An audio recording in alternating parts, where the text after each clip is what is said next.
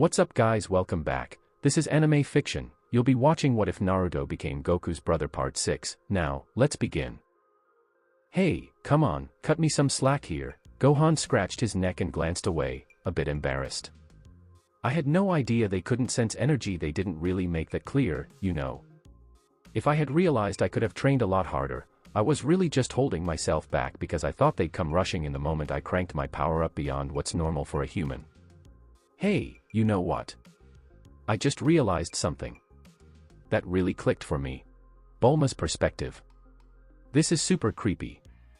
Her future counterpart pointed out as she settled into her seat, cradling a cup of coffee in a white mug.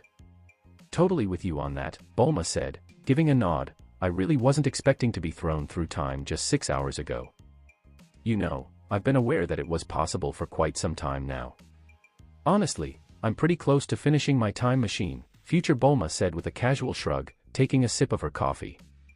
But really, knowing it in theory and actually meeting my past self. Totally different experiences.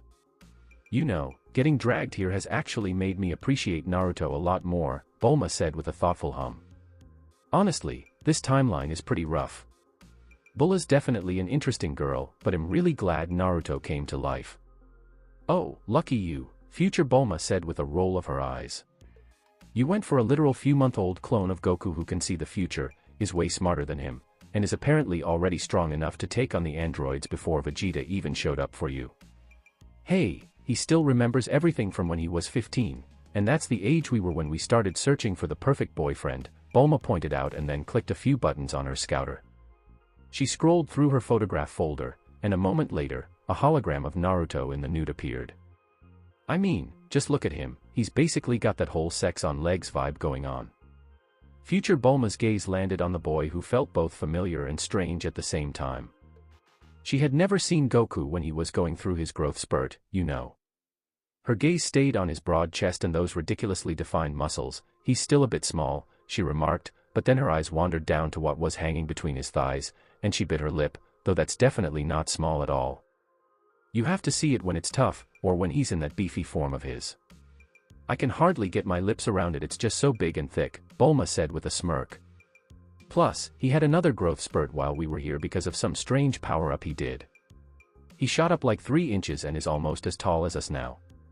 If he grows just like Goku did during his growth spurt, he's definitely going to hit 6'5" without a doubt. Future Bulma rested her chin in her hand, looking at the image of Naruto. Do you think he's thinking about making a switch? She playfully asked. I've got this more mature vibe going on, and you know how teenagers already all seem to love a MILF. Oh, really? Bulma let out a snort. Wow, future Bulma really went for it. She hadn't been with a man in years, and she had never experienced someone who seemed to adore her as much as Naruto did this younger version of her. It seems like he had given her way more power than Gohan had the last time she saw him, even without his Super Saiyan form. Plus, he had that regeneration ability to ensure she never really got hurt. Yamcha and Vegeta were the 2 big loves in her life, with a few casual flings sprinkled in between. She didn't get what she wanted from one guy, even though she was okay with him being with other women, while the other guy got her pregnant and just disappeared. She hadn't seen him at all since the day Bulma was born. He took off after that to train and only came back to meet his end against the androids. She loved her daughter more than anything, but honestly, she really should have gone for Goku when she had the opportunity. Honestly, Krillin was definitely a better pick than Yamcha and Vegeta. Honestly, she'd much prefer to give Rashi the night of his life instead of getting back with Yamcha or Vegeta. It's so frustrating, she really gave them everything they could have wanted, and in the end, they just let her down. Absolutely. Teenage stud Naruto, huh? Who took care of her younger self and offered her more than anyone else, apart from her parents. Let's get her signed up. It's a shame she didn't stick with that childhood plan to turn Goku into the perfect boyfriend. If Naruto is any indication, she could have ended up with the partner she always dreamed of. And you know, if she had been into a boyfriend who trained like him, she might have thought of the gravity chamber idea way sooner, and maybe the world wouldn't have ended up this messed up. Yeah, definitely, she admitted to, well, herself. Her younger self let out a sigh and leaned back in her chair. Honestly, he's probably going to hit on you anyway, not to brag, actually, yes, I am bragging, he's got a real big soft spot for me, Bulma said with a smirk, and you are me. For sure, he's going to hand you a bunch of those fruits from the Tree of Might. Just one of those can add a solid 500 years to your lifespan, bring you back to your prime age, and supposedly give you a little extra power compared to what this Vegeta guy had when he first showed up on Earth. Yeah, that's exactly what she meant. He really went the extra mile to give her younger self things like that, ensuring she was strong enough to stand up for herself without spending her life training like a meathead. Plus, he made sure she could live as long as she wanted while keeping her youthful looks. Honestly, that was the type of partner who should have been allowed to hook up with other girls, not Yamcha. I honestly won't care if you end up with him, her younger self interrupted her thoughts with a sigh. He totally deserves it way more than Yamcha ever did, like, 1,000,000 times over. But, I've got first dibs. I haven't had the chance to have full-on sex with him yet. Wow, they actually turned out to be the same person, huh? They were completely in sync with each other. She smiled eagerly, her lips curling up.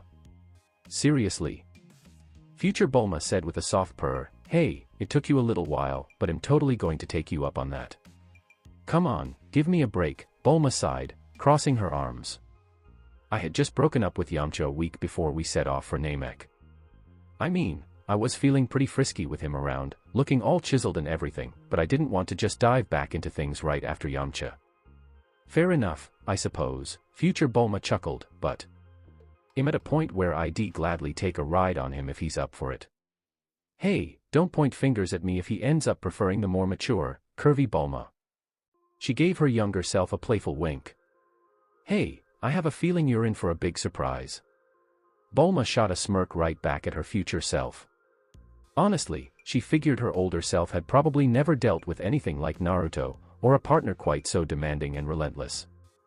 Naruto could keep going forever with his regeneration and that infinite ki generator of his. He only stopped when he felt like it.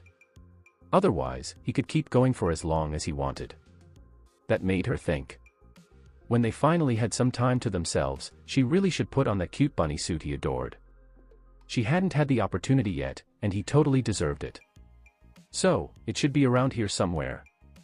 Piccolo asked while we were floating over the northern mountain range of North City. He had the unconscious and tied-up form of Android 18 under one arm, while Gohan carried Android 17 over his shoulder, both still wrapped up in my version of Gotenks' galactic donut move. Hey Dad, do you know the exact spot? Bulma said, honestly, there are so many crappy mountains around here that it'll take ages to find it if you don't. Not really, no, I said with a shrug, but I have a solid plan to track it down. If that doesn't pan out, we'll just send out some multiform clones to search the area. With my abilities, it shouldn't take too long either way.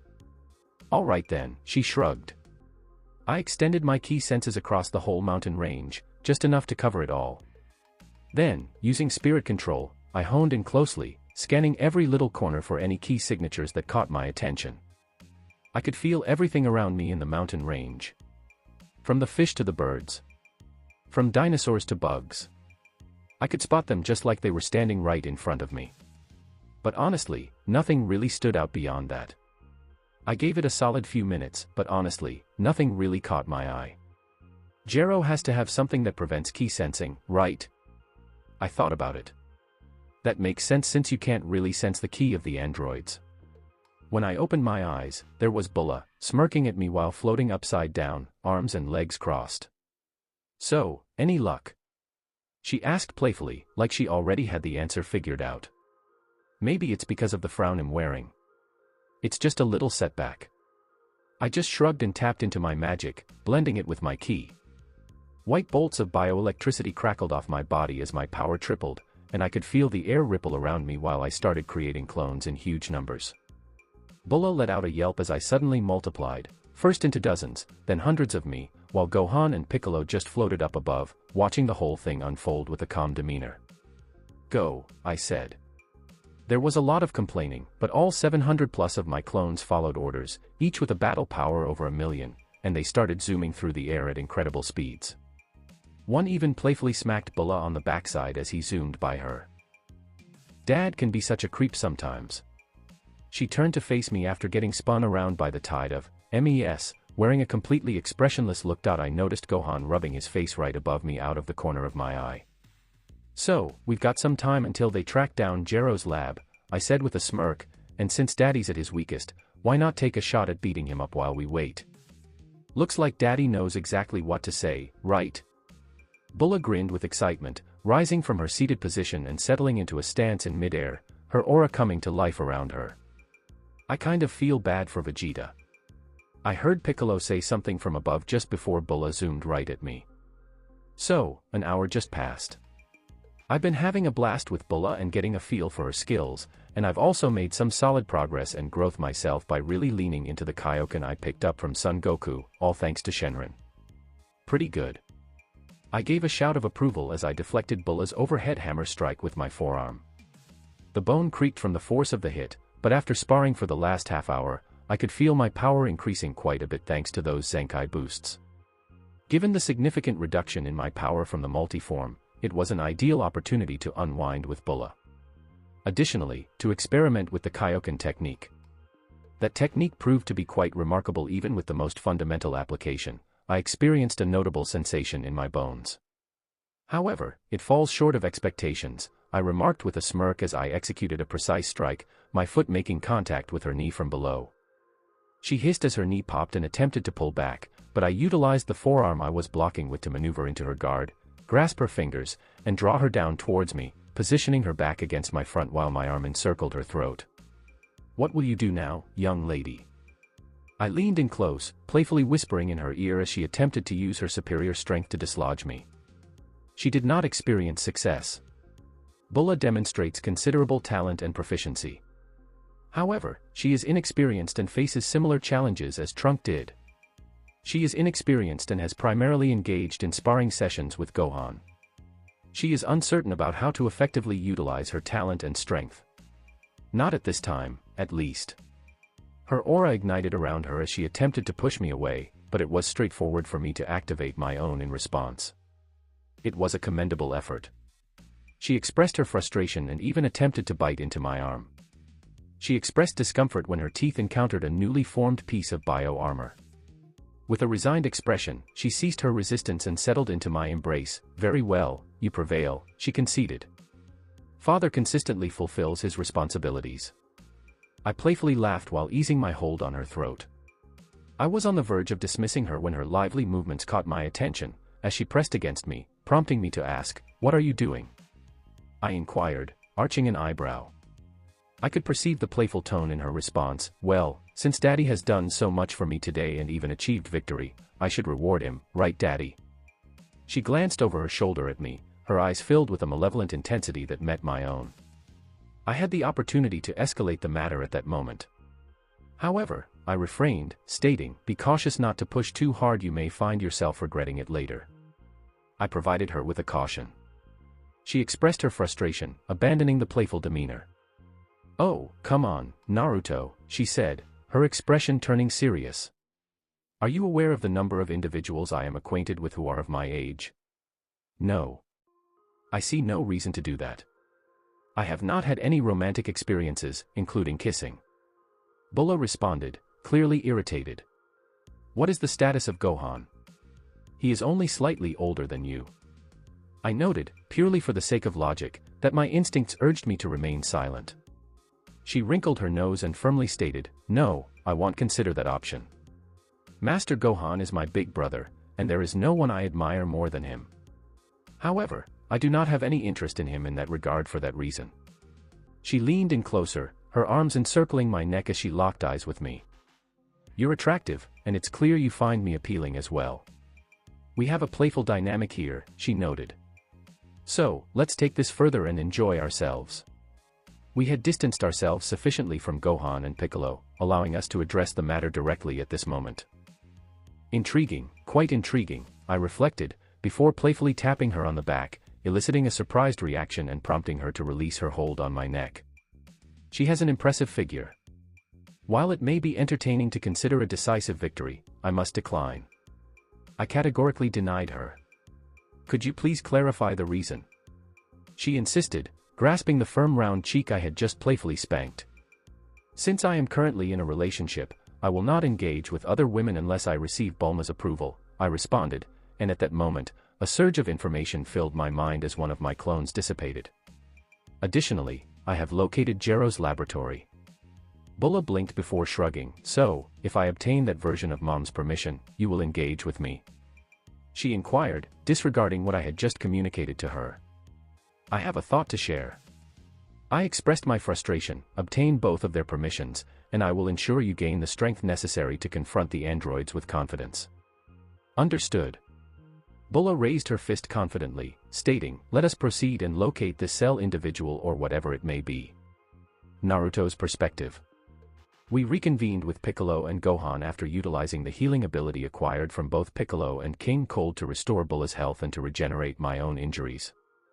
After dispelling all my clones, we proceeded to the location indicated by my memories, where Gero's lab remnants were situated.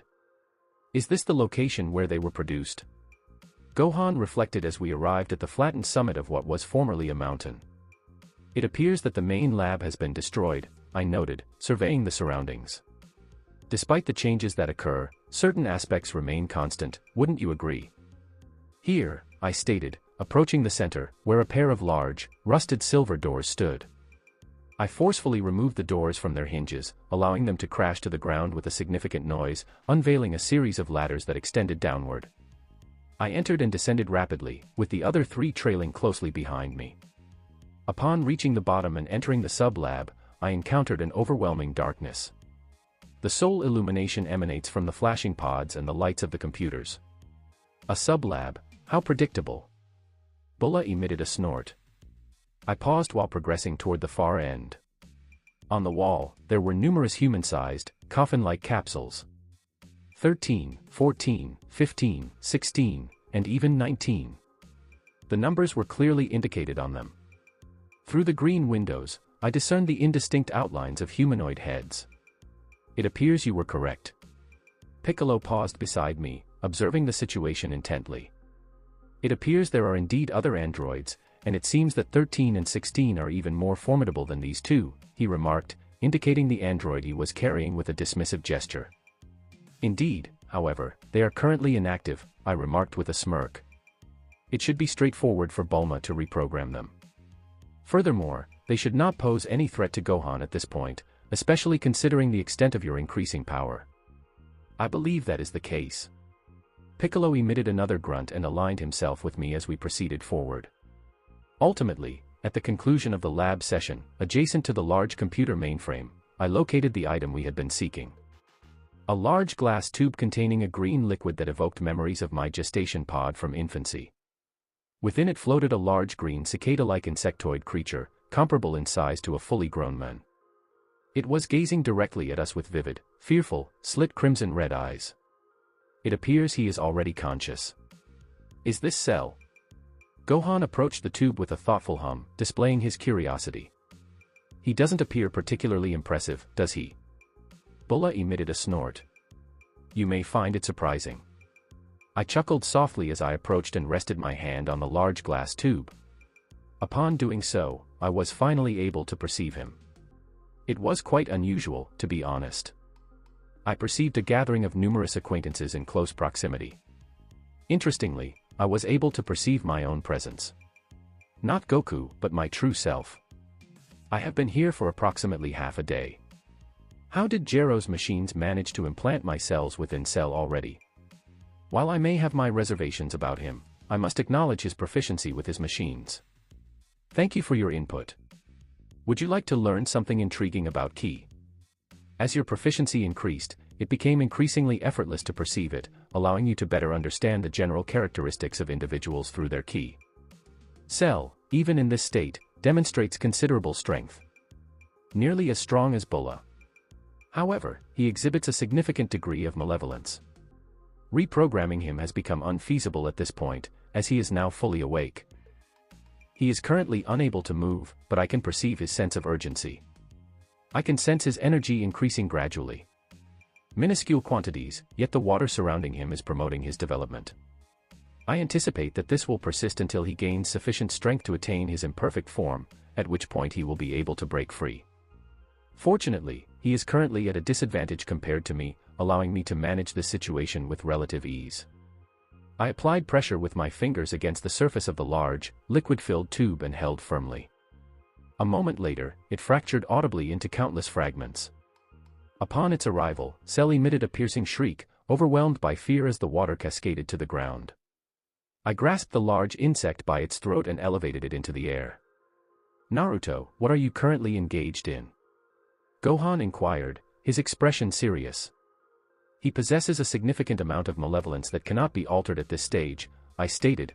"I am eliminating the inherent negativity instilled in him by Gero and providing him with a fresh start. I contributed before he could allow any of that moral shonen rhetoric to interfere. I acquired numerous techniques from the insights provided by Shenron. There are numerous items, likely too many to enumerate comprehensively. One technique I acquired from both Kami and Piccolo is known as fission. The ability enabled the nameless Namekian to divide himself into two distinct entities, one embodying goodness and the other representing evil. Typically, I would find it challenging to apply that to anyone other than myself. However, I possess comprehensive knowledge of the Yardrat techniques that Son Goku and Cooler have acquired. It is essential to influence others with your own ki through spirit control in order to accompany them during the use of instant transmission. Utilizing spirit control alongside the Ultra form and his bio armor, he developed his new final form, which enabled him to significantly surpass his brother Frieza. With this understanding, I am able to implement fission for others, as long as they do not possess the capability to challenge me." I contemplated. I would not undertake this for every individual with malevolent intentions that I encounter. However, Cell, at this moment, despite the potential for future wrongdoing and his inherent malice, has not engaged in any sinful actions. Maximizing my ki and control to their utmost potential, I extended my ki throughout Cell and mentally seized the malice that enveloped him. I traced that malice to its origin, the source that instilled in him the desire to inflict pain and suffering. I encapsulated it within a sphere of my ki. Subsequently, I exerted a pulling force. A second later, I gently lowered Cell back down as dark, evil ki flowed out of his shape like smoke, forming a sphere of ki in my hand.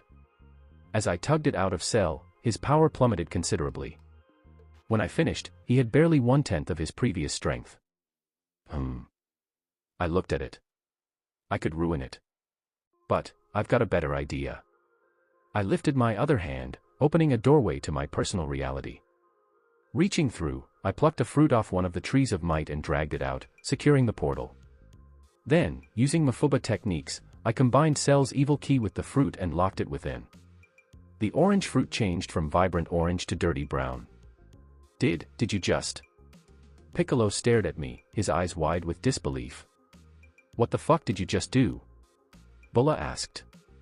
In response, I just tossed her the fruit. "Here you go, eat up, this should give you a massive power boost." I responded with a grin. It certainly said a lot about Bulma's faith in me that she just shrugged after capturing it and took a huge bite out of it, followed by another, and then it was gone. Her ki aura surged around her, increasing her power by more than half. Damn, am I good or what? Naruto's POV. 6 months passed in a haze of time. I couldn't in good faith leave the Mirai timeline without seeing it through. Part of that could be ascribed to the liking I had for future Gohan as a result of the memories I got, but a huge portion could be attributed to something far more important. A busty, lusty, and lovable MILF. To be honest, I could have made my own Dragon Balls and utilized the wish they contained to recharge Shenron faster, allowing him to be summoned again. But I had time, and with 2 Bulmas all to myself. That's the stuff of dreams. I've gained tremendously in strength. However, if I had been completely concentrated, I could have gotten much stronger. However, I only spent 50 of my time training. The remaining 50% was spent relaxing and spending time with the Bulma couple. The majority of that time was spent in bed. Especially when they were brave enough to take me on together after 2 months, turning my nights into a ménage à trois. The light streaming in through the window, illuminating the room with the radiance of the rising sun, caught my attention for a moment before my gaze shifted to the 2 exhausted ladies slumped over my thighs. Mirai Bulma, as I called her in my imagination, was draped over my left leg, her lovely blue hair streaming down like a curtain, concealing her face from my eyes. But I'd simply have to look at my other thigh to see her mirror image. I had given her the fruit of the Tree of Might, which had restored her youth and brought her back to her prime. The same age as Bulma from my timeline. They were nearly identical in every regard, with the only difference being that the younger of the two was stronger, while Mirai Bulma's ki seemed slightly older and more mature. Fondness flooded through me, and I reached down to gently comb my fingers through her hair, leading her to nuzzle into my palm. It's almost time. I sighed regretfully. You're leaving soon, huh? Her speech reverberated in my ears, and I glimpsed a blue eye looking up at me through the blue curtains. Here I thought you'd be out of it for hours yet. I snorted. I'd been very thorough with her all night, focusing the majority of my attention on her because it was the last time. So much so that I broke the bed and had to make a new one for us to sleep on, and keep having fun. If it wasn't for that fruit you gave me, I definitely would be, Bulma said. Though, even with that my entire body feels numb, you really gave me it hard last night. The fruits. She was talking about the golden fruit, which was renamed after King Yema's fruit. Within a few weeks, the seed I planted blossomed into a tree. And since then, it has produced 3 of the fruit every month. Strangely, the fruit had no seeds. It left me wondering where Kranoa got the one she gave me. I wish they had waited. They'd eaten them straight away to double their power, rather than waiting until their power had increased enough to reap additional benefits.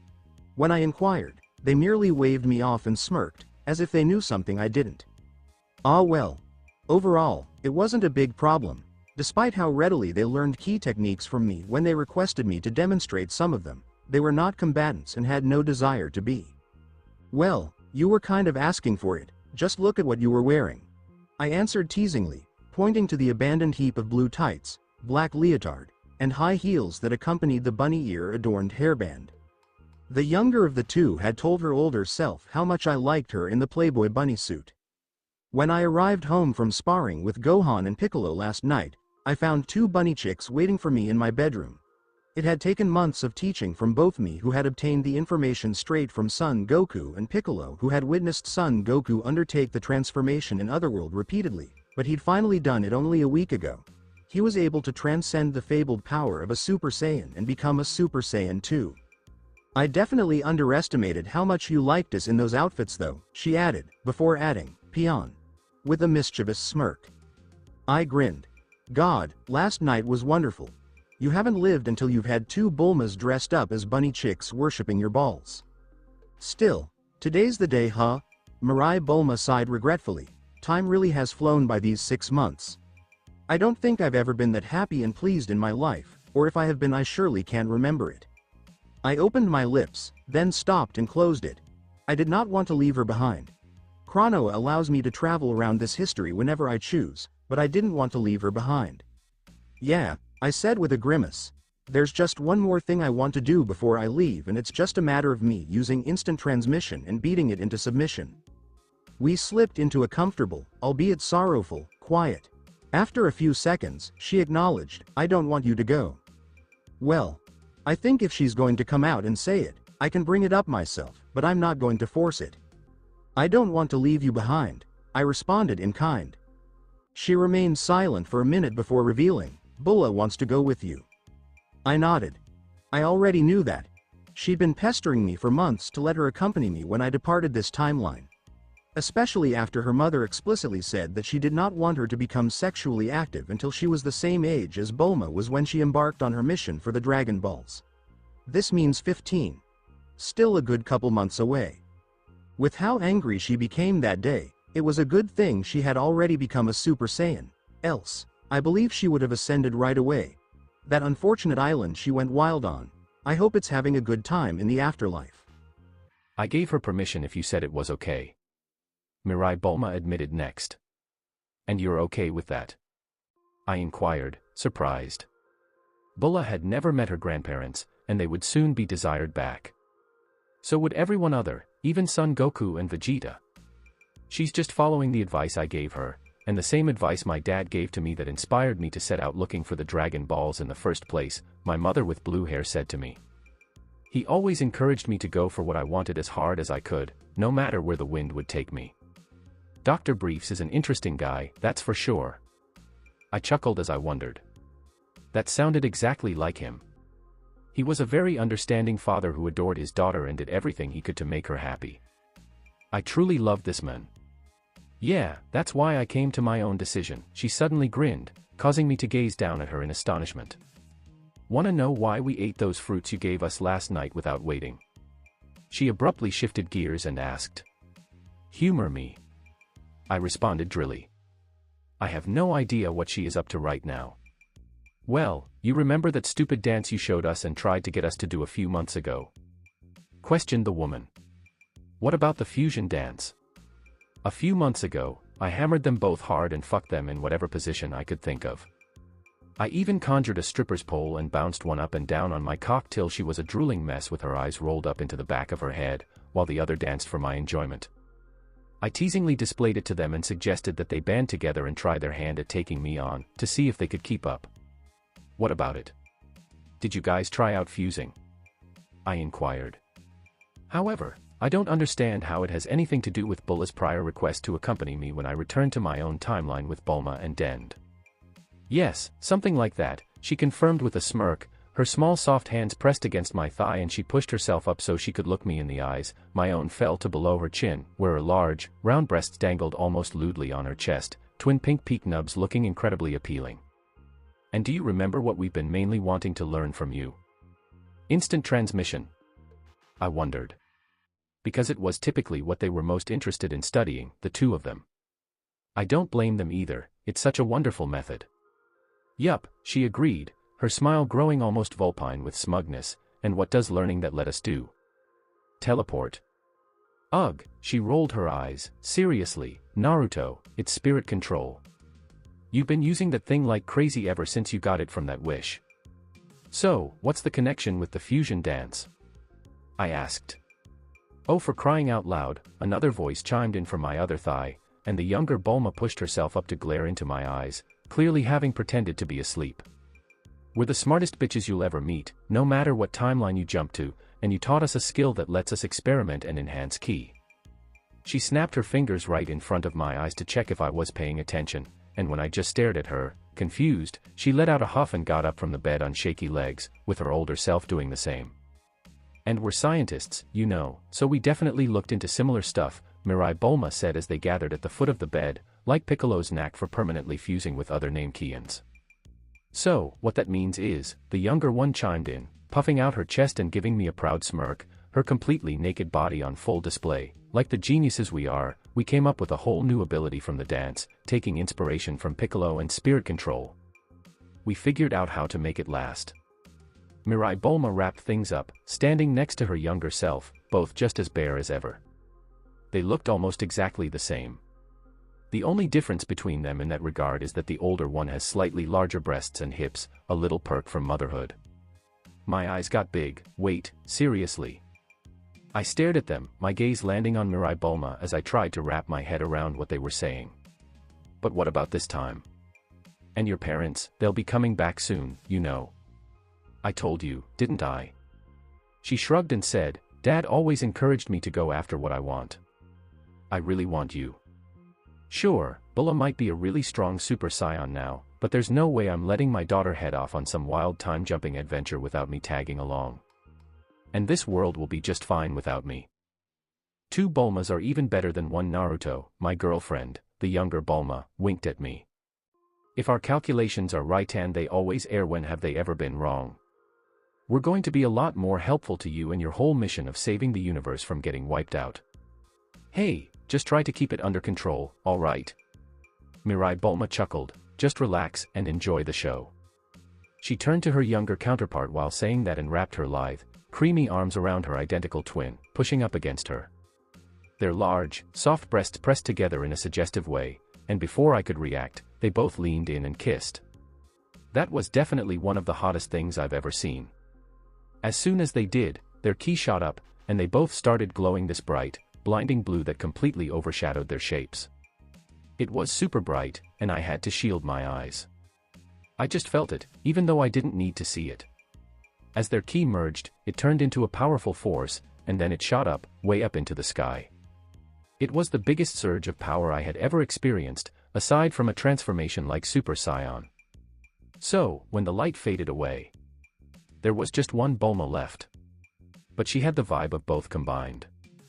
Wearing some snug white pants with slits on the sides and a black vest with gold shoulders, they really showcased their fit physique. Their impressive, perky assets were definitely making a statement against the black chest bindings that were just holding everything in place. "What do you think, Naruto?" She flaunted herself as I looked on, completely taken aback, sensually gliding her hands along her curvy hips, over her torso to the underside of her breasts where she playfully cupped them and wiggled them at me. "The all-new Super Bulma is here now, and I'm so hot I make the sun look cold." She had a point. Bulma was just stunning, honestly. She was one of the most beautiful people I'd ever laid eyes on, and you could totally see a model turning green with envy as she walked by. So, what's up with this mix of the future and present Bulma? Her skin looked so radiant, and those tiny imperfections, like the little bend in her nose, seemed to have vanished completely. Her stomach looked tighter, her hips flared out even more beautifully, and I think her breasts are a bit bigger than either of them had been before, or at least rounder with a deeper cleavage. Wow, her power was just off the charts. It's even greater than my base form, more than double it. I caught myself licking my lips and said, "I think it's time to lose those clothes and come over here," while lifting a finger to beckon her back to the bed with me. "I need to break you in and give that new body of yours a test run." Blood was already flowing to my groin, and my limp dick was starting to rise like Corinne's tower reaching up into the sky. "Oh, really?" Super Bulma raised an eyebrow at me, and just a moment later, the Metamoran clothing that was covering her vanished. "It's pretty interesting, right? The clothing feels like an extension of me, just like my fingers or toes do. I can make them disappear or reappear whenever I want," she said, noticing my raised eyebrows and interest. With her hips swaying in a captivating way, she walked over to the bed, picked up the bunny ears that the younger Bulma had left behind last night, and playfully put them on her head. Then, she knelt on the bed and crawled toward me. Naruto's perspective. Finally, I could really let loose with my girl without worrying about hurting her. Even though she had been strong before, I was just a bit stronger, so I always had to hold back. But not this time. I really went for it, and I think the whole building felt it. It was like the city was vibrating a little too. Good thing West City was a ghost town because of the androids, otherwise, there would have been a total panic. Even with Super Bulma and being stronger than me in her base form, she just couldn't keep up. She got a bit cocky at first, but that didn't last long once the Ultra Dick form showed up. I really got her all worked up and squealing. Unfortunately, I've got a few things on my plate today, so I can't spend all my time on her. We wrapped things up a bit early so I could get done what I needed to, and she could quickly regain feeling in her legs thanks to her regeneration. Then, she could focus on making sure we had everything we needed for our timeline adventure. Just like the vaccine for the heart virus that took the life of this world's son Goku. So, once I was all set and dressed, I put my 2 fingers on my forehead, tuned in to find a familiar group of powers, and then used instant transmission to teleport right up there. As soon as I showed up, I had to quickly move aside to avoid a glowing blonde missile zooming past me. Bulma let out a curse as she hit the tiled floor of the lookout, but she quickly got back up, brushing off the bro. "Wow, she's such an unpredictable woman," Cell said with a hum, pointing the head of his staff at me, showing off his position and the former staff of Kami. "So, is it okay if I call you my father?" Gero created the flawed, foolish Cell that would never really be perfect. "You're the one who brought me to life from that silly Cell, the journey to real perfection." I really didn't mind at all, to be honest. "Call me father if you want." I just shrugged. He just called Bulma's sister to get under her skin, since she had gobbled up the dark parts of his soul. "That's perfect." He smiled wider. "So Mom really went and did it, huh?" Bulma chimed in as she powered down, her aura fading away and her hair changing from gold back to lavender. "So, you were aware she was planning that?" I raised an eyebrow at her. "Yeah, they both mentioned it when they agreed to let me go with you, if you're cool with it," she shrugged, then narrowed her eyes at me. "So, are you cool with me coming, right?" "I mean, come on," I said, rolling my eyes. "Honestly, I'd bring you all along if this universe wasn't on a path to get totally wrecked without everyone." Yeah, this Zeno," Cell said, nodding his head. "In the few times I've met with King Yema since becoming the Guardian of Earth, he's been pretty tight-lipped about him. It's really interesting that even the gods who manage the afterlife are scared of this being. Cell managed to hit his perfect form in just a few weeks with my help. So, based on what Bulma shared about checking out Gero's files, it turns out he had to hit a battle power of 10 million to achieve his imperfect form. I actually fed him fruit from the Tree of Might, and it was a total of 475 to get him to that stage. So, after he evolved into his imperfect form and we kept a close eye on Himi and Piccolo, I decided to let him absorb Android 17 and Android 18. Could you please share what you'd like me to work on? He was pretty unsure about doing that. And they totally said no. It wasn't until I did a little something to show him that only evil was running through those androids' bodies that he finally complied, absorbed them, and reached his semi-perfect form, and then his perfect form. Based on the information I have gathered, Cell took pleasure in combat and reveled in his own superiority. However, with all the negativity within him removed, he emerged as a compassionate individual. He genuinely evoked the arrogance of Piccolo, while also embodying the kindness and patience of Kami. With Den to unlock his great potential, it is highly likely that he is significantly stronger than the canon Cell. Upon later inquiry, he readily accepted the role of Guardian of Earth, agreeing to guide this world and assume the responsibility of holding the Dragon Balls. 3 months have passed since then, during which he has been under the guidance of not only Mr. Popo, but also Den and Piccolo himself. I still find this difficult to accept. Bulma crossed her arms and expressed her skepticism, stating, "I have experienced your power at its peak in Super Saiyan 3. If we hadn't been in your own dimension at that moment, the energy you were emitting could have potentially fractured the planet." The difficulty in controlling Super Saiyan 3 was a significant factor in that outcome. I dedicated the past 6 months to meticulously refining my control over the Super Saiyan transformations. I achieved full control over the first form in just 1 month. Fortunately, Son Goku's memories provided extensive instructions and knowledge regarding the forms, and achieving full control over Super Saiyan 2 proved to be manageable. However, the significant increase in aggression presented a considerable challenge. The power output was significantly easier to manage. However, Super Saiyan 3. The method was effective in enhancing the Super Saiyan Ki, resembling Kaioken, but at a significantly greater magnitude. The physical demands were significant, and my entire body serves as a channel for that energy. In that form, my hair extended significantly down to the back of my knees. The form required a significant amount of Ki to initiate the transformation process. This likely explains why Son Goku in the canon timeline took considerable time to achieve it. The dense and heavy Ki generated could potentially inflict substantial damage to the surrounding environment if not properly managed. My experience was significantly improved due to the tail, which mitigated much of the energy output required and served as an additional conduit for infusing my generated Ki. Additionally, the efficiency of my infinite Ki generator allowed for a much quicker generation of Ki. Even after 2.5 months of practice, I find that it still requires some time to complete the form, and while my control is satisfactory, it has room for improvement.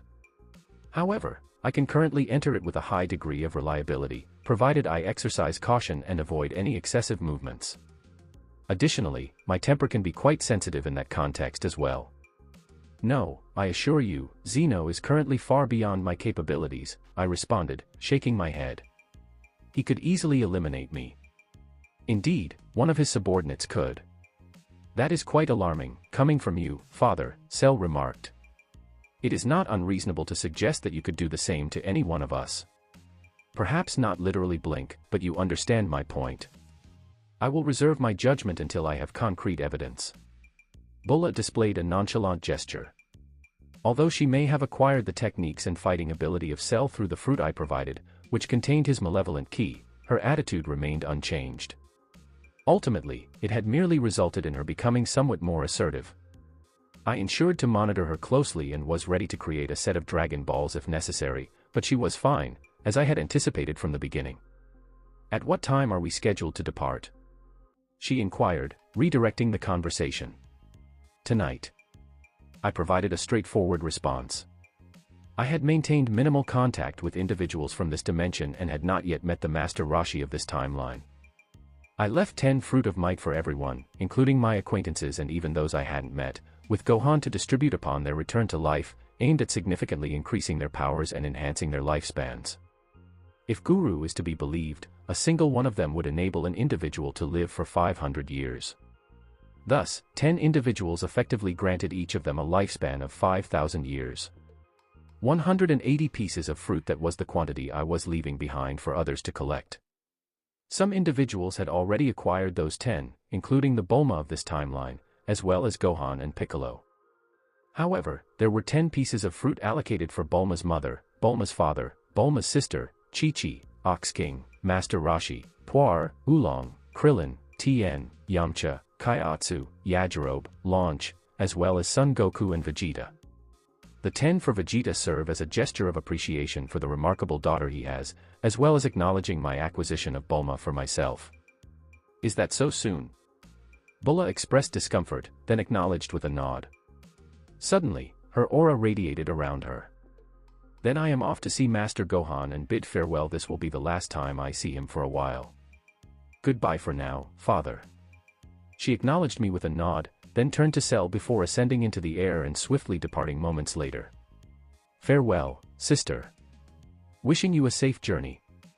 Cell waved goodbye, a light chuckle escaping his lips. Once she was out of view, he let out a sigh and shook his head, expressing, I must admit, I feel a sense of envy that she has the opportunity to join. I can envision the excitement we would experience while navigating through various timelines, overcoming adversaries, enhancing our abilities, and striving to surpass the formidable gods of destruction you mentioned. I concur, it would be enjoyable. I can vividly envision the unsettling experience of emerging in a timeline during the Saiyaman saga with Cell accompanying me. The resulting chaos would be remarkable. I am genuinely interested to see if you can achieve that golden form that Frieza attains later on.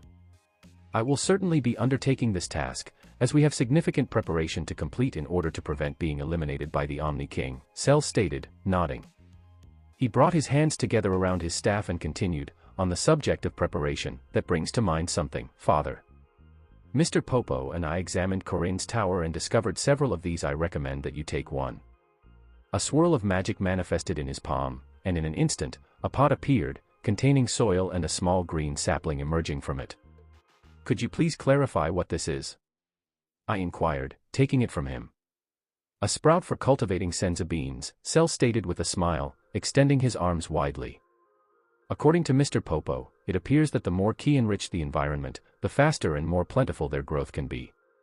The Earth appears to have limited ambient ki, and Corinne's tower is specifically designed to enhance that ambient ki. Your personal dimension is not subject to that issue and should be able to cultivate them abundantly. Oh! I was taken aback. That clarified a great deal. At this juncture, it may be more prudent to consider transitioning from a warrior to a farmer. Indeed, I have 2 Tree of Might, Yema's fruit tree, and now I will also be planting senza beans. That could indeed be enjoyable. There is a significant variety of mystical fruits and similar elements within the Dragon Ball universe. Where can I obtain the unique demon fruit that Garlic Jr. possessed? You would still demonstrate significantly greater productivity than Dr. Gero, Cell remarked with a grin. He was about to elaborate further when the sound of heavy footsteps from his new residence caught our attention, signaling the approach of someone. A moment later, a formidable figure in green armor emerged, greeting the android with a friendly, "Hello 16, come to watch the birds." "Good day, Super Kami Cell," Android 16 acknowledged with a nod, "and yes, I am." After making that statement, the android proceeded past us, pausing briefly to regard me with a thoughtful expression before moving on. Initially, his programming focused on eliminating Son Goku prior to my Bulma undertaking the reprogramming process with the other 4, androids 13, 14, 15, and 19. All reprogrammed androids reside here on the lookout and operate under Cell's command, serving as a force for good to protect the planet. Is it the Super Kami Cell? I regarded him with a raised eyebrow, a subtle grin forming as amusement washed over me. Mr. Super Kami Perfect Cell, actually, Cell stated with a grin as he made the correction, but for you, father, you can simply call me Cell. Did you learn that from Dend? I inquired.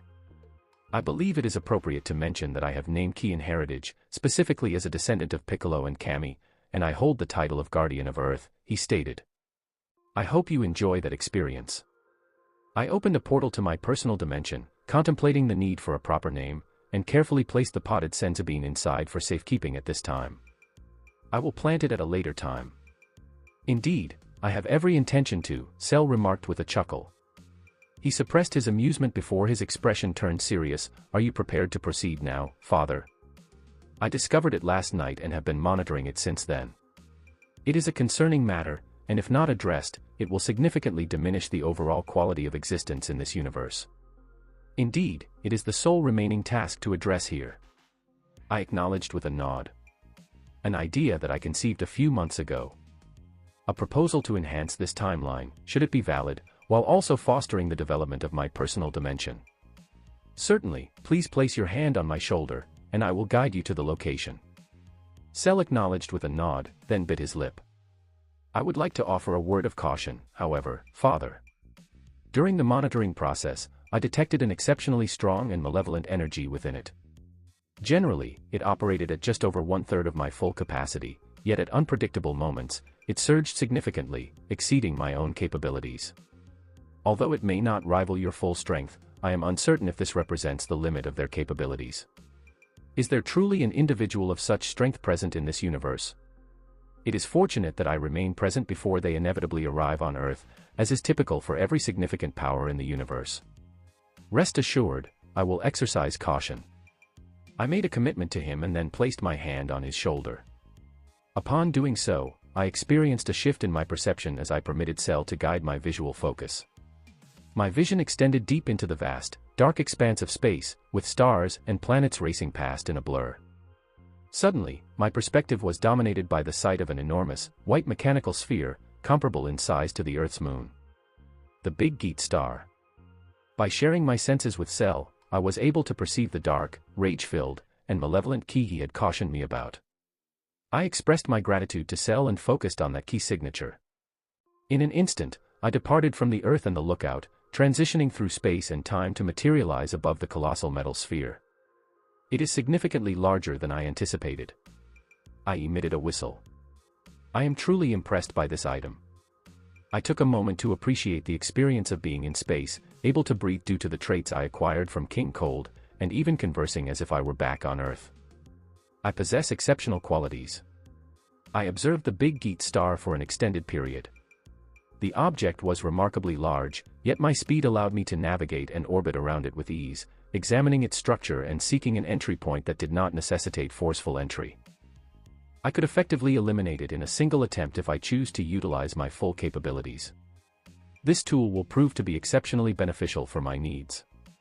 Not only for enhancing the mortal level of any universe I inhabit, but also for refining the NEET lifestyle I aspire to achieve. However, it remained securely closed. I was interrupted as one part of it slid open, revealing a hallway illuminated by lines of lights engraved in the walls. A moment later, a polished, metallic silver humanoid figure entered the scene. The initial impression I formed is that they certainly do not possess the same level of appeal as Cooler. No, it's an individual I truly did not anticipate. A robust physique, tattered white trousers, and shining golden embellishments. Featuring a metallic body, complemented by luminous golden-green hair and striking white eyes. It is you. I knew it. Broly hissed, directing a formidable metal finger towards me. The energy I sensed through Cell indicated that he was indeed the one. Kakarot. A fierce green aura erupted around him as the metallic giant lunged at me with astonishing speed, a massive metal fist extended in my direction. As I transformed into Super Saiyan, a radiant light enveloped me, and a powerful shockwave erupted upon the collision of his fist with my palm, capable of leveling a mountain. However, I remained steadfast. He possesses considerable strength. However, she is not significantly stronger than Bulma in her Super Saiyan form. Broly, have you undergone a retcon? I inquired with a dismissive sound. He expressed his frustration with intensity, channeling all his strength into his fist in an attempt to dominate me, and I sensed his power escalating. Kakarot, Broly declared.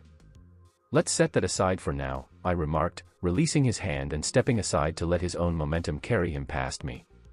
Goodbye, Broly. I embraced him firmly as he moved past me, gripping tightly before decisively severing his head from his shoulders. His body became unresponsive and started to drift in space as I supported his head with my hands.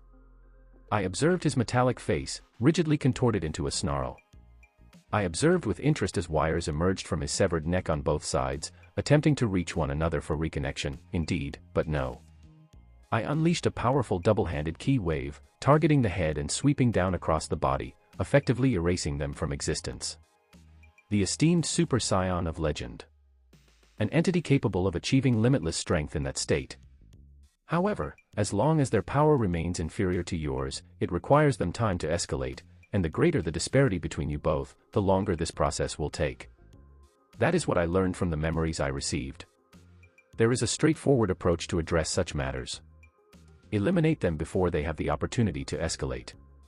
In the Super movie, had Goku and Vegeta approached the situation with the necessary seriousness from the outset, they would have been able to eliminate the significantly stronger version of Broly before he had the opportunity to gain momentum and surpass them. 12 directed my attention to the big Geat star, only to exhale in resignation as I observed numerous identical hatches sliding open, revealing the emergence of well-known, giant metallic behemoths. Everyone called out his name. I am aware of my name. I expressed my disapproval with a subtle gesture. I had overlooked the capabilities of the big Geat star. With a measured breath, I assessed the assembly of essentially cyborg legendary Super Saiyans and prepared to eliminate them all. It occurred to me that if his body is composed of metal, it raises questions about the nature of his clothing in the presence of actual hair. Increasingly metallic Broly's emergence from the big Geat star occurred until I found myself encircled by hundreds of them. It is evident that they cannot be produced instantaneously, they must have been created gradually over a period of time. I contemplated, observing the substantial presence of formidable metal legendary Super Saiyans. The big Geat star was truly remarkable. Based on my recollection, the mass-produced robots were sufficiently powerful to overpower both Krillin and Gohan, and this occurred during a period close to the onset of the Android saga. Additionally, even Piccolo encountered challenges when facing them. According to my calculations, each of them possessed a battle power exceeding 1 million. Furthermore, if Universe 3 serves as an example, it is evident that even robots have elevated the mortal level. This indicates that the big Geat star can also serve an additional purpose for me. The vastness of space distorted around me, shifting into shades of gray and glowing green as the formidable presence of Metal Broly powered up and advanced towards me from all angles. If I were merely strong, this could potentially pose a challenge. However, I am not merely an exceptionally strong and impressive individual. I believe that the only individual in Universe 7 with a greater understanding of Ki than myself is Whis. Alternatively, it could be him and Beerus at the most. It was difficult to assess the capabilities of the Lake Destroyer God beyond his evident physical strength. I paused, and the world around me came to a standstill. Almost instantly, I sensed a tightening sensation in my heart and lungs within my chest. I could maintain this for approximately 10 seconds at most before losing consciousness. Neither my regeneration nor my capacity to breathe Ki would assist me in this situation. Fortunately, I employed an effective technique to efficiently manage a large group of adversaries. Thank you, Krillin. I elevated my hands, manifesting a vibrant crimson energy. I carefully recorded each distinct Ki signature of Broly. I was unable to distinguish between them, yet I was fully aware of the location of each individual. Dispersing projectile. I raised my voice, and from the crimson Ki radiating from my palms, beams of Ki emerged in the dozens, then tens of dozens, and ultimately hundreds, ascending above me like fireworks before descending toward the gathered presence of Broly. Each beam exhibited strength equivalent to my maximum capacity in my current form, enabled by my infinite Ki generator. The vastness of space was illuminated by a crimson-red glow as my attack systematically eliminated them from existence. I ceased holding my breath, and time continued its course. Ka, the last remaining Metal Broly, halted his advance suddenly, surprise evident on his metallic features as he observed the complete annihilation of his associates. How is this possible? He looked around, scanning from side to side in search of the others, but he found himself alone. I raised my hand and utilized my magic to create a red and white spherical container featuring a distinctive seal engraved on the top. He faced me, a grimace on his silver lips. Naruto, you loud individual. He let out a powerful roar, and I sensed his strength surging, escalating at an accelerated pace. A lime-green sphere of Ki materialized in his palm before being propelled towards me. Upon its release from his hand, it swiftly expanded in size, transforming from the dimensions of a drinking mug to 100 feet by 100 feet in an instant, and continuing to grow. Omega Blaster. Upon its arrival a moment later, I opened my mouth and took a breath. Employing a technique acquired from insights provided by Mr. Popo through a wish to Shenron, I focused on the ki and drew it into my mouth. I had already reached full capacity with my ki reserves, so the substantial excess of ki I acquired from the absorption was effectively directed into my dimension. I appreciate the meal. I offered him a subtle smile. He looked at me with wide eyes before his entire large frame began to tremble uncontrollably, resembling a seizure. He then tilted his head upward as his power surged, escalating in intensity, and let out a roar. I extended my hand, channeling my ki into a powerful tornado of green and yellow energy that enveloped him, effectively halting his display of power. I sensed his resistance and struggle against my technique, but my strength surpasses his to such an extent that it resembles a salamander attempting to match the power of a T-Rex. I executed my technique by guiding him toward the red and white sphere in my hand and compelled it inside. Before he had the opportunity to escape, I firmly pressed the red half down onto the white bottom half, sealing him within with a subtle click. I aspire to be the very best, surpassing all others. I recited a cherished verse to myself, experiencing a sense of amusement. I have created a portal to my dimension and securely stored the Mafubo ball within it for the time being. Ultimately, despite the memories I acquired, there had never been a metal Broly among them. This individual resembled a collector's item. Let us proceed to identify the main body. I hummed as I directed my attention towards the big Geet star and discharged a precise blast at one of the hatches, effectively opening it and exposing a well-lit hallway before me. I entered promptly, as metal erupted from the opening I created, and proceeded to secure the hatch once more. I paused upon landing, a whistle escaping as I sensed a familiar power enveloping me. The same as all the Metal Broly variants, identical to them as well. However, this was a good 3 times greater than any of them. It appears that this constitutes the main body. I contemplated and proceeded to approach him. I have the ability to teleport to him instantly using instant transmission. However, I prefer to explore this location first. The big Geet star, despite its considerable size. The interior was quite sparse. Large robots emerged frequently and engaged me in overwhelming numbers. My scouter indicates that each individual possesses a battle power of 3 million. Interestingly, I have not encountered any additional Brolys, so it seems that those were the only ones that confronted me outside. I passed by numerous rooms. However, each one was solely equipped with computers and various forms of technology. Overall, it was quite uninteresting. This is likely a significant realization for Bulma. However, I find it to be unremarkable and uninspiring. It certainly possesses significant potential. The Big Geek Gamer system certainly has an appealing sound to it. This technological advancement will significantly contribute to improving my future, remarkable life as a Super Saiyan NEET. I can envision it now, every gaming system recognized by humanity. A variety of monitors available for my exploration. Virtual reality in abundance. As I sat in the most comfortable lounging chair available, I enjoyed an ever-replenishing bowl of fruit of might beside me. Anticipation surged within me, causing a palpable energy throughout my body. I was eager to reach my destination, but I still had a considerable distance to cover before accessing the main terminal of the Big Geek Gamer system. I positioned 2 fingers on my forehead, then focused my ki sense to locate Broly's energy and teleported directly to him. I found myself in a spacious room, at the base of an impressive staircase that ascended to a large throne. Seated upon that throne was a well-known metallic figure, distinguished by his glowing green hair. "So you've arrived, Naruto," the genuine Broly remarked with a disdainful tone, his enormous hands gripping the armrests of his throne with such force that they began to splinter. "I must say, I'm pleased you managed to endure my additional forms.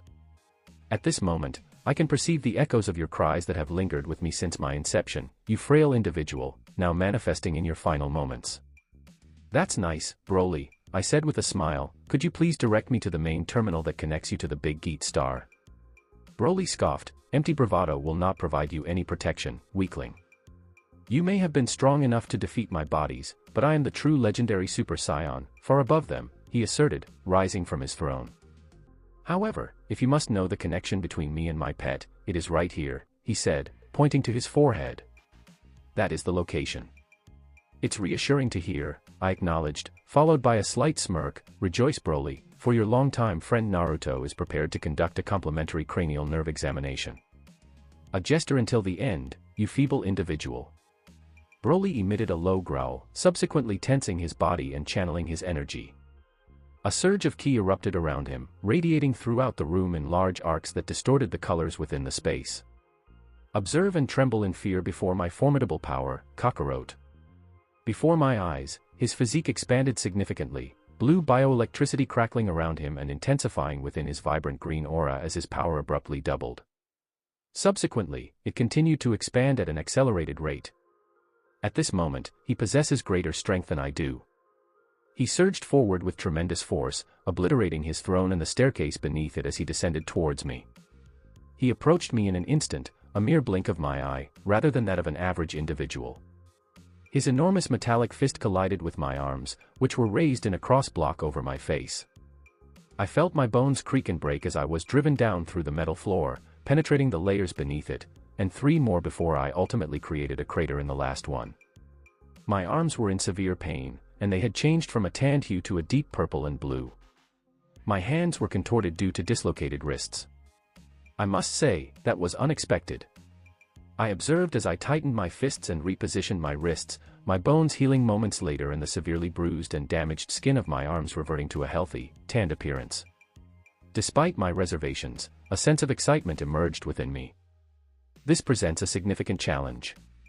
However, while it would be enjoyable to engage with this type of individual at a measured pace, I am not inclined to allow my competitive nature to permit a formidable opponent to gain strength simply for the sake of a challenge. Kakarot. Broly let out a powerful roar. I observed his silver and green form descending rapidly towards me from the openings created by my being propelled through the floors of the Big Geat Star. I harnessed my magical abilities and integrated them with my ki. White bolts of electricity coursed through my golden aura as I transitioned into my Mystic Super Saiyan form, resulting in a 3-fold increase in my power. Broly emitted a shocked gasp as I surged up from my crater and delivered a powerful punch to his face, propelling him upward through the ceilings in rapid succession.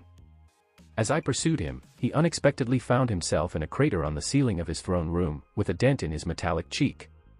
He gazed down at me, momentarily silent and wide-eyed, before his cheeks filled out and a roar erupted from his mouth. He then unleashed a significant green beam from his mouth directed at me. "Oh, Broly, that was unnecessary." I pretended to swoon as I raised my hand and created a portal to my dimension, allowing it to absorb the beam entirely. "I can't handle this, it's overwhelming." I raised my other hand and opened a second portal, which erupted with the familiar massive green beam a moment later. I couldn't help but laugh when Broly let out a surprised shout as his own beam hit him, sending him crashing through the ceiling and shaking the whole Big Geat Star. "Dad, just you wait and see." I stood there with my arms open wide, soaking in the applause like it was the best moment ever. I managed to come up with a technique that's pretty similar to the one he created. I've been wanting to give that a shot for quite some time. I can create as many portals to my dimension as I want. In fact, I can even make some for others to use whenever they like, as long as I give them the go-ahead. Guru might have referred to it as just a simple matter. Even with Kami, Piccolo, and Popo knowing all about magic, I just couldn't wrap my head around how he pulled off something so intricate. You know, I could create some small dimensions if I really wanted to, but nothing like what Guru did, and I definitely couldn't hand over that kind of authority to anyone. I was having a good time until I suddenly heard Broly screaming in anger. It felt like a huge wave of ki was building up all around the Big Geat Star and rushing toward him.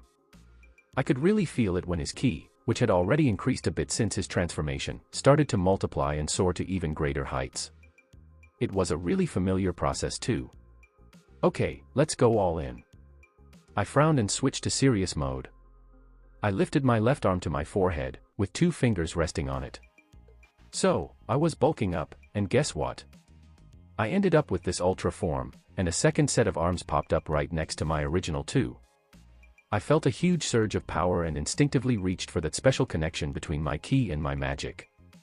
Actually, there are 2 of them. I focused on Broly's ki and teleported right up to him. Right away, I was met with the scene I had suspected and dreaded was unfolding. A huge ball of green ki was swirling around him, getting bigger as more energy flowed in from the Big Geat Star and into Broly himself. It seemed like his body had somehow gotten even bigger, with those ridiculously huge metallic muscles just bulking up more and more.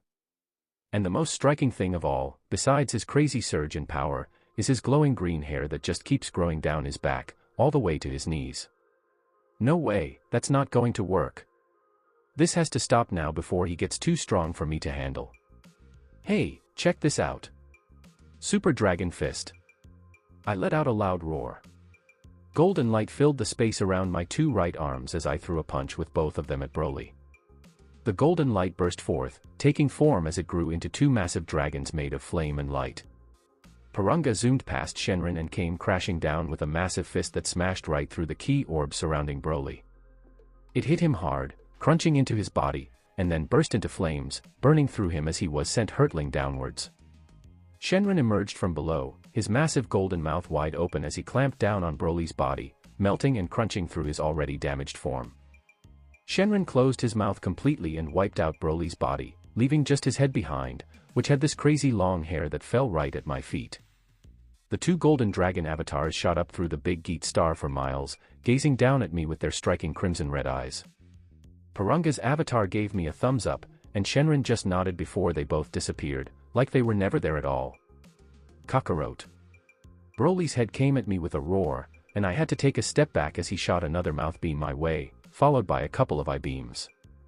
A tangle of wires thrashed around like tentacles from his severed neck, poking into the floor of the room we were in. I guess we just need to gather whatever's necessary to create a new body for him. I shot a couple of eye beams and just like that, they were gone. It would only last a few seconds, but I could see more starting to form from his neck stump. Wow, you really are focused on just one thing, I said, shaking my head in disbelief. He's just a head, and yet all he can focus on is getting mad at me. Wow, Legendary Super Saiyan 3 is just wild, right? I was just thinking as I stepped on his head and pinned it down, making sure he couldn't shoot any more beams at me.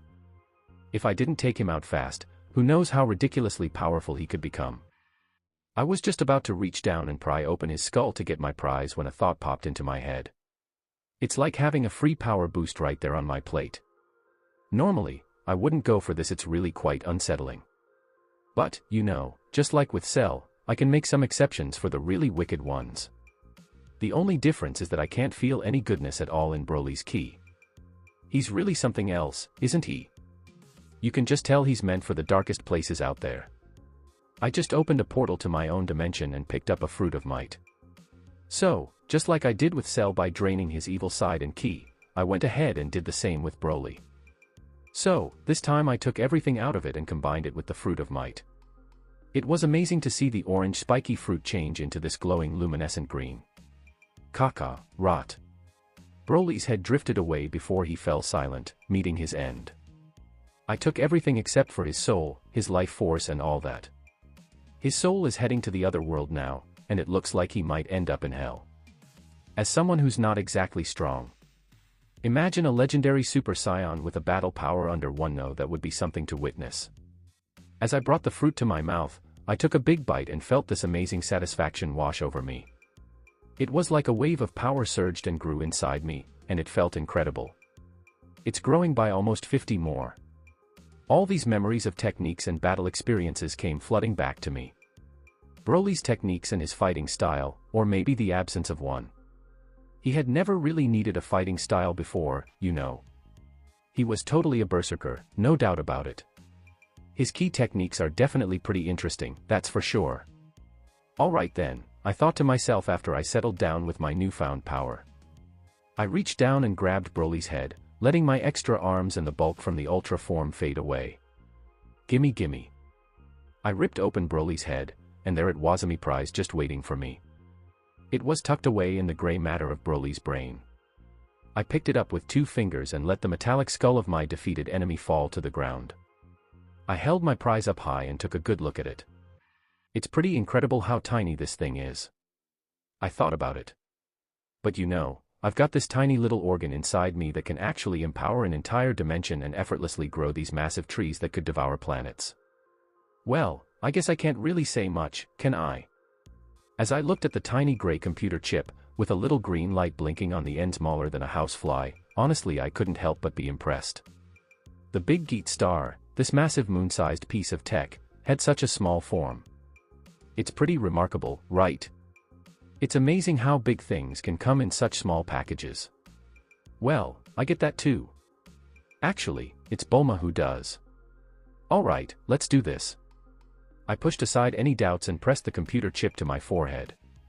I talked this over with Cell earlier, and if anything goes sideways and I don't come back in a few days, hell, use the newly recharged Dragon Balls to handle it. Honestly, I'm not really worried. It's definitely smart to have a backup plan, just in case something comes up. A moment later, I felt a ripple along its form, and then the computer chip just sort of phased through my skull and settled right into my brain. It was a strange feeling, not exactly uncomfortable, but definitely something I'd need to adjust to a bit. Once it settled in, I could really feel a connection forming, kind of like the one I had with my own personal dimension. What's up? I could sense some fear and hesitation in the connection. Hey, no need to worry, I promise I won't hurt you. I quickly made to assure it, projecting my own feelings and desires through the connection, letting it know what I wanted and what I could give it. Hey there. There was just this wave of excitement, elation, and eagerness that came rushing back to me through the connection. On top of everything, I really felt the agreement stand out to me.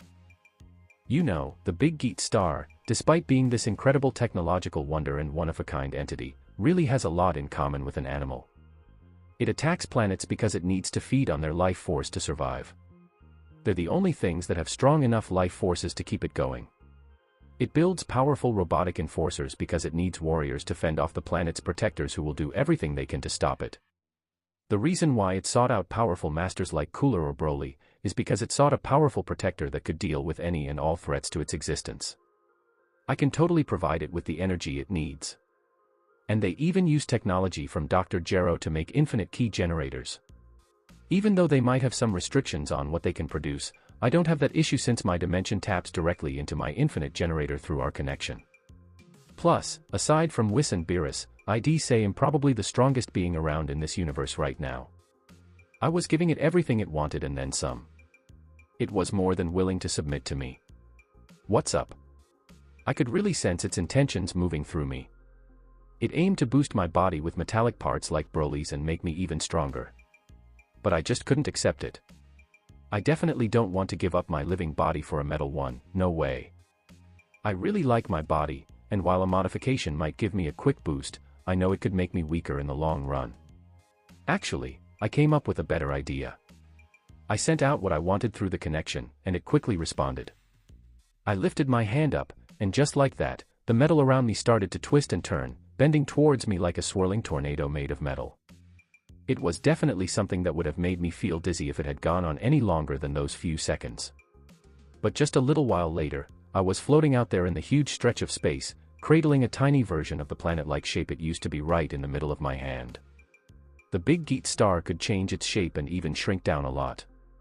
It was just as big as it could get, mainly to scare others off before, and because the larger it was, the simpler it was for it to grab onto a planet and drain it dry. Let's do this then. I grinned and created a portal, entering my personal dimension and emerging directly in front of my trio of magnificent trees. One was a golden shimmering one the size of a house, while the other two were huge animals that rose miles into the air and easily overshadowed skyscrapers. Day by day, this realm drew on my endless key generator, promoting not just the growth of my trees, but everything natural within here. That meant that not only was the dimension expanding, but so was the island I was standing on, as well as the vast ocean. Life produces more life. Every day, I gave this dimension a massive key, which was turned into growth. Grass, plants, trees, and other vegetation began to flourish, and natural ores became increasingly abundant. Already, this island, which was originally only a few thousand feet long and wide at best, was approaching the size of a country. And all that room will go to waste. Granted, there are a lot of creatures around. I collected and released hundreds of different sorts of marine creatures into the water, including sharks, dolphins, and whales. It was a fantastic day I had with Bulma. We even acquired another island full of land creatures and birds. And, with the Dragon Ball world as it was, it had it all, from snakes to pigeons to T-Rexes. However, with the Big Geet star, I could begin constructing. Alternatively, I may leave it to form an ever-expanding society. And my own private dream world. My personal NEET world. I set the shrunken version of the Big Geet star's additional body down on the ground and gave it an idea of what I wanted. Then I stepped back out of my portal into space, leaving it to toil and create. I have some goodbyes to say, after all. So, here we go with instant transmission back to Earth. Mirai, Mr. Perfect Cell battle power 21,632,000,000. Mirai Bulla's battle power 62,825,000. Mira Piccolo's battle power 12,500,000,200,000. Mirai Gohan's battle power 375 million. Mirai Bulma's battle power 7,240,150. Naruto's battle power 425,009,572. Bulma's battle power 33,241,680. Dend battle power 18,070,000. Super Bulma battle power 1,012,045,750. Metal Broly LSSJ battle power is 4,200,000,000 and growing. Broly LSSJ main body, battle power of 13,950,000,000. Broly LSSJ2 main body, battle power 27,900,000,000 and rising. Broly LSSJ2 main body mid-fight, fighting power 30,690,000,000 and rising. Broly LSSJ3 main body, battle power 122,760,000,000 and rising. Mystic Super Saiyan Ultra Form 4 Witches. Naruto's battle power 114,752,584,440. Super Dragon Fist battle power 344,257,753,320. Naruto's base combat strength after eating Broly fruit is 611,009,572. Authors note this is the combat power of everyone who was becoming stronger before and after they received another power increase. Haha, I hope no one is upset about what I did to Vegeta. Father, you're back. Cell shouted, wide-eyed, as I came alongside him, and so soon. To think, you managed to easily extinguish that obscenely powerful ki I sensed, even as it rose beyond my imagining so quickly. He paused, squinting as he examined me, and your own strength has increased much more. The bio-android shook his head, as expected of father, I guess. Did you get what you were searching for? Yep, indeed I did, I smiled, and pointed to my skull. It's right here. And I can already feel it starting to work. It had only been a minute since I left its additional body in my own realm, but I could immediately feel huge changes taking place within. It would undoubtedly be magnificent once completed, and I cannot wait to see it. Truly, the things you can accomplish when you put your mind to it are frightening, father, I said with a smile. Why, if you so desired, could you not reach the heights of this Omni King yourself? I don't know what it means. No idea, I told myself. I've got plans in the work, and I'm sure sometime in the future I can reach the level of Beerus, but beyond that is something I can't be sure of at all. The plan I had to reach Beerus level was only possible because of Guru's creation of my dimension, and it was the main reason I hunted down all manners of wildlife from land, aquatic, and flying, as well as why I wanted the Big Geat Star to build a civilization for me, aside from being the ultimate NEET system. Yes, well, I'm sure once you've reached that point in the next week, you'll begin looking into it, Cell said amusingly. On other subjects, father, it hasn't been long since Bulla went to meet with Gohan. It may be a good idea to give her more time. True. I agreed. It had only been a little more than an hour since I departed to retrieve the Big Geat Star. I did not anticipate it to take such little time. Bulma is probably not done acquiring the goods she was gathering either. I guess I'll lounging about here with you for a few more hours. This will be the last time we see each other for a while after all. I will appreciate the company. He laughed heartily, though, about it being the last time we'll be together for a while. I may have found a way around that. Oh. I lifted an eyebrow with inquiry. What's he been up to? Come, follow me, father, he said with a sweep of his pallid hand. There is something I want to show you. I shrugged and did exactly that. I followed behind him as he led me inside his home. On our way through, we passed Mr. Popo, who was being assisted by Android 13 with some weird jobs, before being escorted to Cell's throne chamber. The guardian's seat of authority on Earth. When I reached the room behind Cell, I halted and gazed in surprise at a little bipedal insectoid with a blue carapace. A Cell Jr. I exclaimed in amazement. Especially considering that is Cell Jr. in his imperfect form. Close, father, Cell said, but it was not the Cell I was pursuing. The imperfect Cell Jr. went forward, but not quite. A second body, holding a component of my awareness, the perfectly flawless Cell I followed here said, I created the second, permanent body using the ideas underlying the fission method, the multiform technique, and the name key and birthing ability. However, the Cell JRS you are accustomed to are now out of my reach for a few years due to the effort of generating this second body. It is to be expected, his smaller incarnation said. Not only did I manage to reach close to my full power with this body, I also managed to create it in the form of my imperfect self, opening up the avenue to evolve once more should certain requirements be met. Well, I certainly wasn't expecting this. I responded, blinking in amusement. I'm quite happy with it. Both cells turned to me and spoke as one, twin grins on their lips and beaks. This way, not only can I continue doing my duty as the guardian of Earth, but I can also travel with you. Well, if nothing else. It is a wonderful surprise. Imperfect Cell JRS battle power is 13,628,160,000. Okay, we've caught up with what I've written thus far. So no more till I start working on it again. 0_Jordinio_0 Creators Ideas Time Warp 27 Final. With Cell in his secondary body, now was as good a moment as ever to get this show on the road and back. So I sent out messages to people who were returning to my timeline and invited them all to meet me atop Camus Lookout.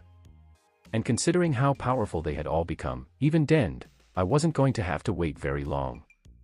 Bulma teleported in with instant transmission in a matter of seconds, while Bulma and Dend flew in within minutes.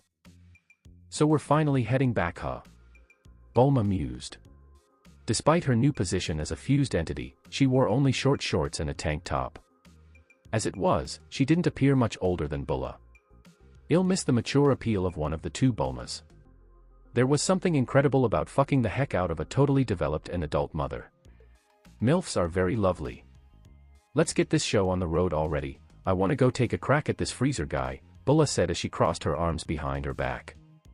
I've been bored without any enemies to fight good and proper now that those trashy androids are dead and gone. Dear sister, they are not dead, they live on, in me. Cell at my side smiled cheerfully. It could have been difficult to discern because he had a beak instead of human lips. Stop calling me that bug boy, she turned up her nose at him. It's even worse with how much uglier this form of yours is. Cell gasped and gripped his chest. Sister, how could you be so mean to your loving brother? He wailed, I may just cry my eyes out. God, I hate you. Bulma gave Cell a dry glare. That's not good, Cell said, shaking his head and looking at me. Father, are you sure you shouldn't lock her up? Perhaps the past darkness within me is affecting her. Fuck off, as if anything about you could influence me, a pansy. Bulma fired back. Well, it certainly influenced something. Your power and fighting ability are far better for it, Cell sniffled, raising his head up condescendingly.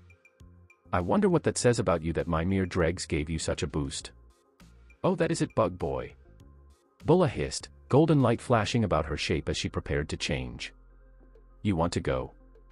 I will kick your ass right here. Cell winked. Ah, dear sister, I'm afraid that is still far out of your ability to do, as he nonchalantly dismissed her. Even if this body is roughly only half the power of my main body, I'm still more than twice as powerful as you even as a Super Saiyan. Bulma bared her fangs at Cell, but before she could respond, a hand lashed out across her spandex-clad ass and slapped her. Ah! She exclaimed in surprise, turning around to look behind her. And found me, arms crossed, giving her a disdainful expression. I usually like the banter, but we have a lot of work to accomplish. Stay tuned for more. Thank you for watching this amazing video. If you enjoyed it, please consider liking and subscribing to my channel for more content. I look forward to seeing you in the next video.